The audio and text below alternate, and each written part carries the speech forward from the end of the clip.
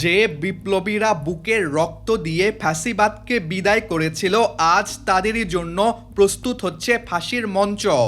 বিএনপির শাসনামলে জুলাই আন্দোলনের সূর্য সন্তানদের নামে পুলিশ হত্যার মামলা এটি একটি নিছক কোনো আইনি প্রক্রিয়া নয়, বরং পদ্মার আড়ালে বড় কোনো নীল নকশা। তবে কি স্বরাষ্ট্রমন্ত্রী সালাউদ্দিন আহমেদ ভারতকে খুশি করতেই জুলাই যোদ্ধাদের বলি দিতে যাচ্ছেন? কেন এখনও স্বীকার করা হচ্ছে না জুলাই সনদ? বাংলাদেশের দ্বিতীয় স্বাধীনতার নায়করা আজ নিজ দেশেই ফেরারি হতে চলেছেন। আজকের এই বিশেষ বিশ্লেষণে আমরা উন্মোচন করব বিএনপির সেই ভয়ঙ্কর খেলার আসল রহস্য।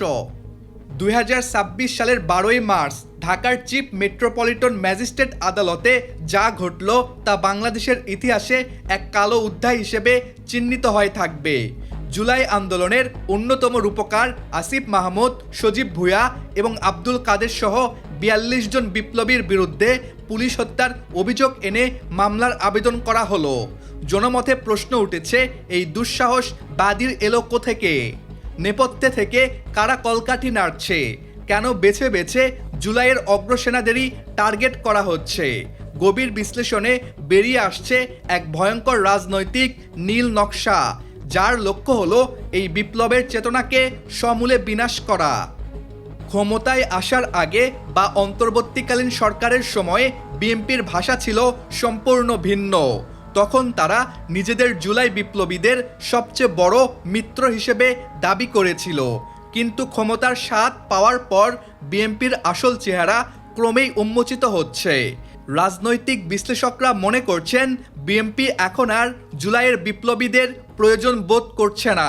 তাদের মতে এই তরুণরা রাষ্ট্র সংস্কারের যে স্বপ্ন দেখছে তা প্রথাগত রাজনীতির জন্য হুমকি।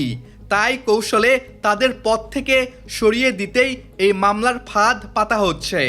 বিএনপি এখন চাইছে মাঠ পরিষ্কার করতে, যাতে কোনো চ্যালেঞ্জ ছাড়াই তারা একছত্র আধিপত্য বিস্তার করতে পারে।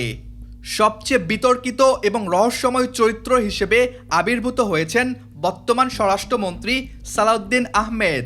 দায়িত্ব নেওয়ার পর তিনি গালভরা প্রতিশ্রুতি দিয়েছিলেন যে জুলাই যোদ্ধাদের নামে কোনো পুলিশ হত্যার মামলা হবে না। এটি ছিল মূলত এক ধরনের আই ওয়াশ বা জনগণকে শান্ত রাখার কৌশল। কিন্তু পদ্মার আড়ালে পরিস্থিতি ভিন্ন। অভিযোগ উঠছে, তিনি এবং তার দল বিএনপি বা তাদের দীর্ঘদিনের মিত্র ভারতকে সন্তুষ্ট করতে চাইছেন। 24-এর বিপ্লব ভারতের প্রিয় পাত্র শেখ হাসিনাকে ক্ষমতাচ্যুত করেছিল, যা দিল্লির জন্য ছিল এক বিশাল ভূ রাজনৈতিক ধাক্কা।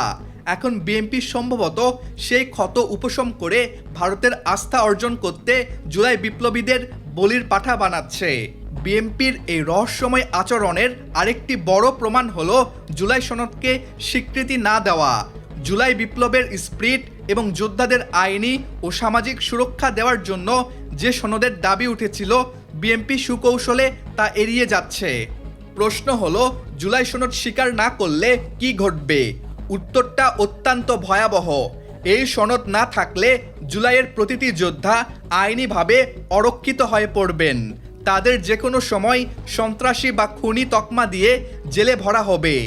বিএনপি আসলে চাইছে জুলাইয়ের বিপ্লবকে একটি বিচ্ছিন্ন ঘটনা হিসেবে প্রমাণ করতে, যাতে ভবিষ্যতে এই তরুণরা আর কখনো রাজনৈতিক চ্যালেঞ্জ হয়ে দাঁড়াতে না পারে। যেভাবে জুলাই যোদ্ধাদের বিরুদ্ধে মামলার তোড়জোড় চলছে, তাতে তারেক রহমানের রাজনৈতিক দূরদর্শিতা নিয়ে বড় ধরনের প্রশ্ন উঠছে। ইতিহাস সাক্ষী দেয়, যারা জনগণের আবেগের বিরুদ্ধে গিয়ে ক্ষমতার মসনদ গড়তে চায়, তাদের পতন হয় অত্যন্ত করুণভাবে। তারেক রহমান যদি এই আত্মঘাতী খেলা বন্ধ না করেন এবং তার দলের ভেতর ঘাপটি মেরে থাকা ষড়যন্ত্রকারীদের নিয়ন্ত্রণ না করেন, তবে খুব শীঘ্রই হয়তো তার এবং তার দলের পতন সময়ের ব্যাপার হয়ে দাঁড়াবে।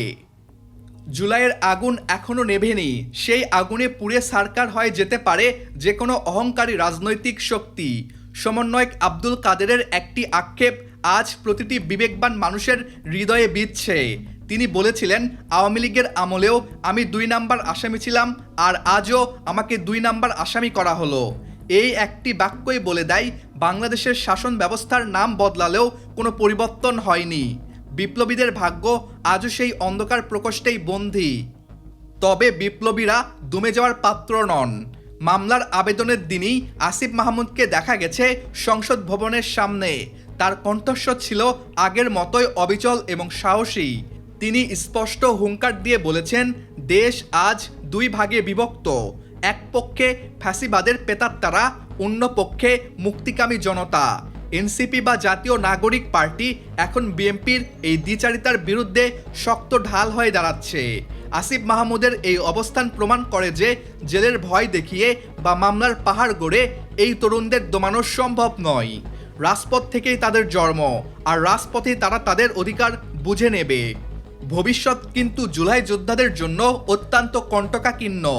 যদি এই ষড়যন্ত্র সফল হয় তবে বাংলাদেশের জেলখানাগুলো আবারও ভরে উঠবে মেধাবী তরুণদের দিয়ে। প্রশাসনকে ব্যবহার করে তাদের চরিত্র হনন করা হবে এবং জুলাই বিপ্লবকে একটি বিশৃঙ্খলা হিসেবে ইতিহাসের পাতায় নথিভুক্ত করার চেষ্টা চলবে। ভারতের সাথে গোপন আঁতাত এবং অভ্যন্তরীণ ক্ষমতার লোভ যদি সত্য হয় তবে বাংলাদেশ আবারও একটি পুতুল সরকার বা সদ্য ফ্যাসিবাদী শাসনের কবলে পড়তে যাচ্ছে। তখন আর জুলাইয়ের নাম নেওয়ার মতো কেউ বাইরে থাকবে না।